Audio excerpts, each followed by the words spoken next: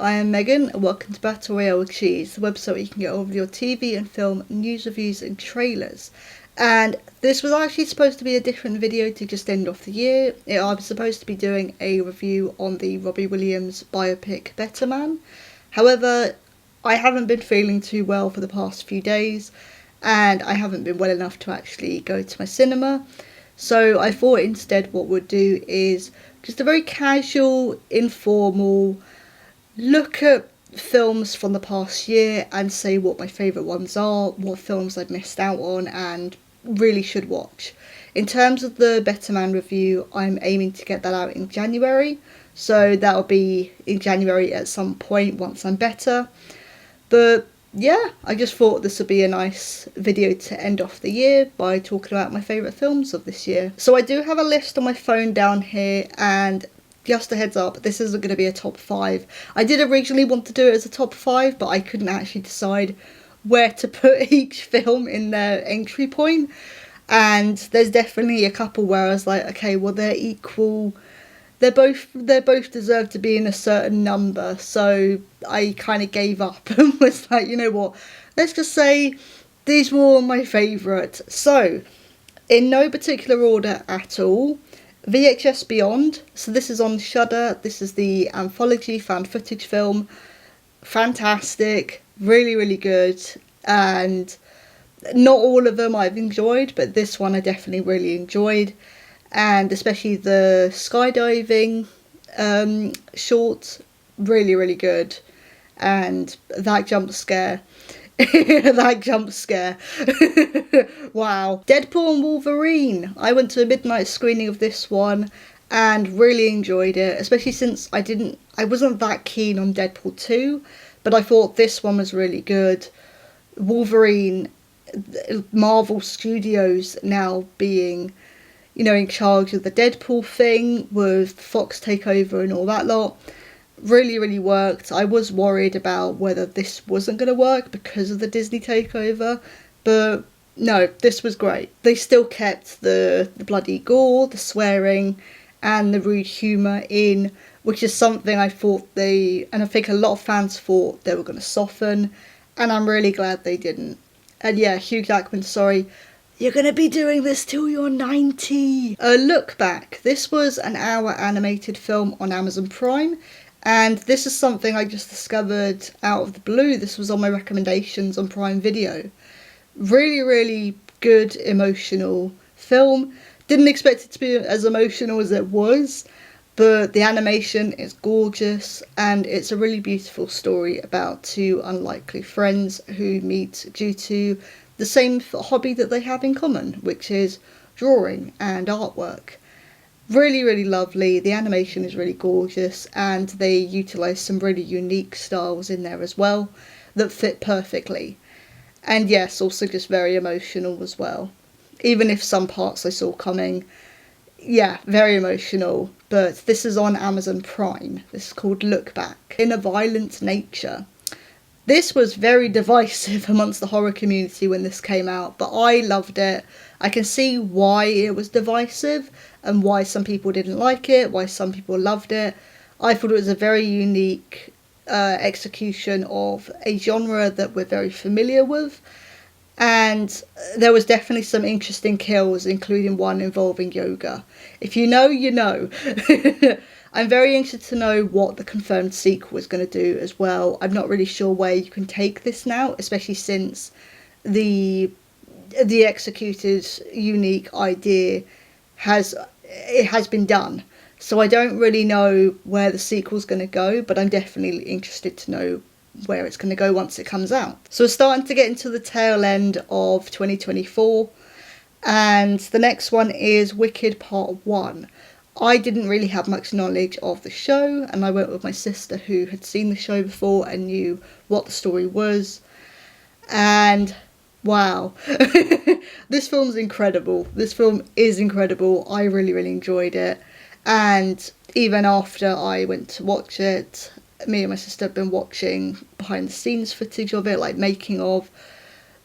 Nearly all of the film is practical and actual sets, which is incredible. Yeah, this is such an achievement as well. and the singing is fantastic. The lead actresses are amazing. They work really well together. The visuals are incredible, and again, like, the actual sets themselves are incredible. The songs are really good, and I came out of it bawling my eyes out because, again, very emotional. And like I said in that review that I did, I'm not going to look up anything to do a part 2, which is going to be Act 2 of the show.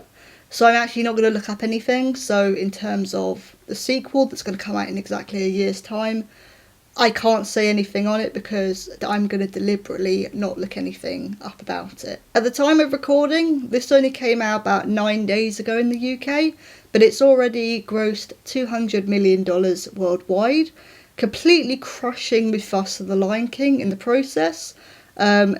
Disney, you need a bit of a wake-up call because Sonic the Hedgehog 3 came out at the same time and has just completely smashed box office numbers. This film I loved, and it introduced my favourite character from the franchise onto the big screen for the first time, Shadow the Hedgehog, voiced by Keanu Reeves. While I do have a couple of problems and issues with it, especially in the first act, I overall enjoyed this. I absolutely loved it. I do plan on going to see it again at some point, maybe for New Year's Eve, I'm not entirely sure yet, or in January, but I loved this film. The film franchise continues to understand and respect its source material. I know that it had a really interesting rocky start, and we nearly wouldn't have got the franchise we have now if people hadn't gone, hang on a minute, Sonic looks a bit weird, and I have seen a lot of posts saying what would have happened if Paramount and director Jeff Fowler hadn't listened to us. I don't think we would have a spin-off series and 2 other films. So it's very interesting to think what could have been. But as it stands now, Sonic the Hedgehog 3 is probably my favourite one of the whole trilogy. It continues to deliver a really fun, enjoyable experience. Shadow and his story was done very, very well. And when it needed to be serious, it was. And when it needed to be humorous, it was. Which I really appreciate, because the way in which his story could have been handled could have completely failed. And it didn't. And I really appreciate that. So if I was doing a top 5 list, this would definitely be my number 1. I pretty much decided this was going to be my number 1 film of the year when it got released at the end of September. And all Demi Moore had to do was respect the balance. Yeah, TheSubstance. TheSubstance, I think out of all of them, is my favourite film of the year. Oh my god. And I'm going to try and keep this short because I know I've already done a review on it. I've done a separate spoiler talk on it. I kind of had to with the amount of stuff I still had to say on it. My spoiler-free review, for some reason, I called Elizabeth Sparkle Charlotte. I don't really know why. So apologies for that. Yeah, I absolutely adore this film. The sound design, the music, the acting, the cinematography. There's some really unique shots in this film. And the sound design, I really hope this wins Oscars. And I'm not really an Oscar person anymore. I'm not really an awards person anymore. However, this needs to win awards. I know that this has just been nominated for Golden Globes, and I hope it wins everything that it's been nominated for, because it deserves it. Plus, for once, a film that actually is nearly 2.5 hours long, and needed to be. I didn't come out of this thinking, yeah, it's too long, which is what I usually think with some of these films, or a lot of them actually, in the last 10 years. But this is not one of them. So I've only got a few films on my list of stuff that I still have to see and stuff that I probably should have seen this year. So The Wild Robot is a big one, and I know that in the community posts I said there was going to be a review. I never really got round to seeing this one, unfortunately, because of sickness around that time that it came out. But this is definitely one that I still want to watch. If you guys still want a review on this one in the next year, let me know, because I will happily do one.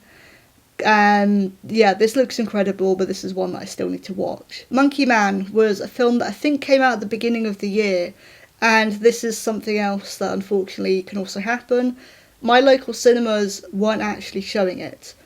And if they were showing it at like 11 p.m. And this is unfortunately the other thing, and the other reason why I've also missed some other films is simply because my cinemas weren't showing it. I live in a really small sort of area of a bigger borough, so it does mean that my cinemas will prioritise the bigger blockbusters and the Marvel films. I'm honestly surprised they had so many screenings of TheSubstance, to be honest.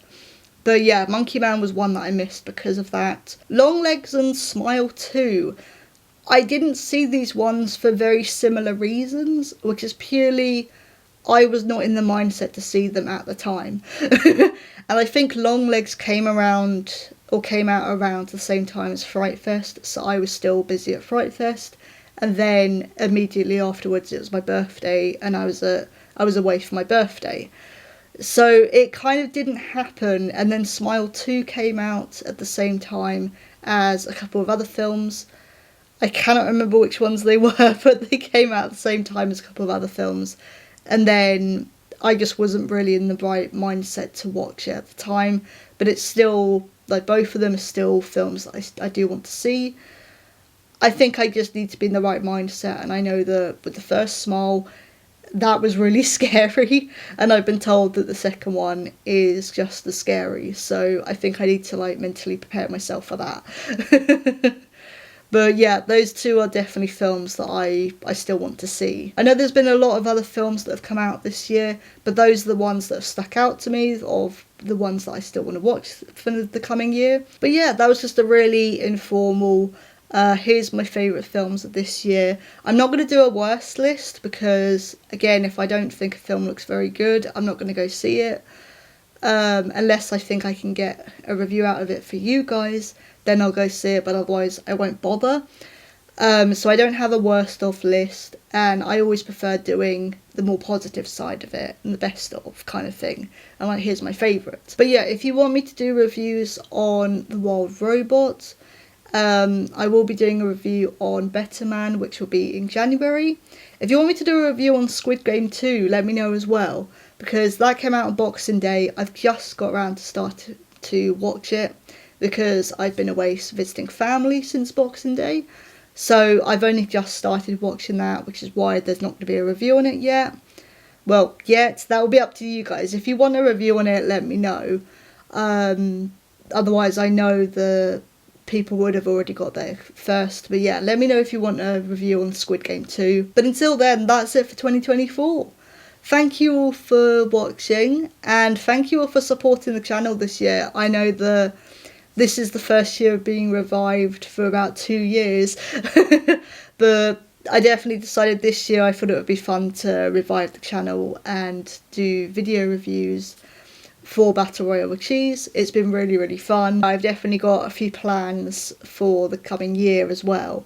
So in terms of videos and even my trailer talks that I do on the website, they will return the week of the 6th of January.